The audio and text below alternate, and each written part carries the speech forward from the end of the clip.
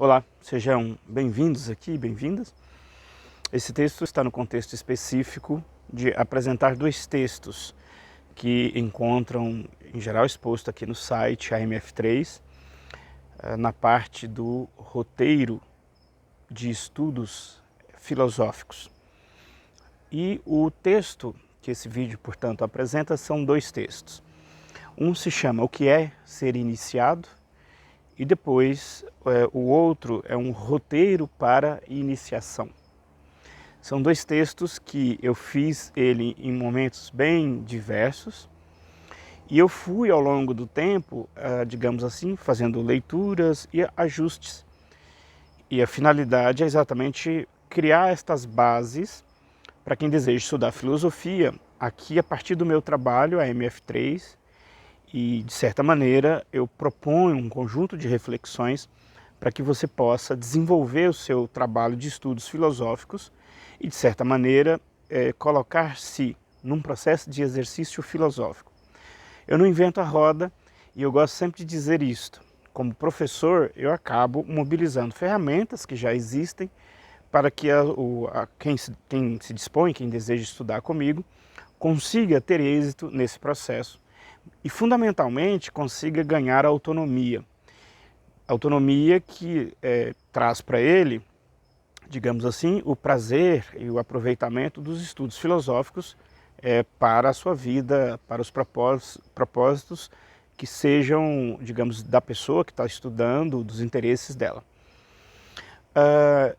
Então, o tema da iniciação é exatamente esse esforço, é uma parte deste esforço, o que é ser iniciado e depois roteiro para iniciação, de construir, digamos assim, as disposições para que esse estudo aconteça. Ora, é uma orientação que vai desde um aspecto, no caso, o que é ser iniciado, de quando um jovem entra, por exemplo, numa faculdade, eu faço esse trabalho, de criar para ele um processo de segurança e de orientação para que ele consiga adentrar ao mundo universitário e não ficar perdido.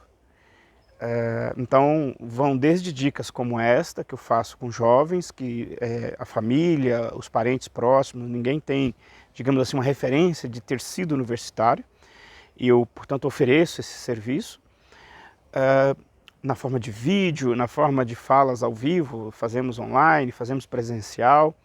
Então, nós precisamos cuidar, digamos assim, de introduzir as pessoas nas coisas. E o mundo de hoje vive uma indiferença muito grande de não cuidar das pessoas que chegam em algum lugar. Eu acompanho algumas experiências de estágio e as pessoas passam por dificuldades tremendas porque elas não são recebidas, elas simplesmente são jogadas lá e, como se diz, que aprendam sozinhas. Então, todo o processo que seja lícito, ao meu ver, ele se preocupa com uma acolhida da pessoa. E isso tem técnicas, tem livros sobre isso, tem roteiros. Quando eu falo para o jovem, olha, senta todo dia no mesmo lugar, tenta tampar os ouvidos se você está num grande centro que tem muito barulho, tenta fazer isso, fazer aquilo. São dicas de como se iniciar na vida universitária. O termo ficou muito associado, às vezes, a organizações filosóficas que utilizam a expressão iniciação para uma dimensão espiritual. E o que eu tento dizer sempre é que não é exclusivo desses lugares, mas a ideia de iniciação perpassa a experiência cristã, por exemplo, perpassa outras tradições religiosas, como a Umbanda, e tradições filosóficas, como o hinduísmo, o budismo, entre vários outros.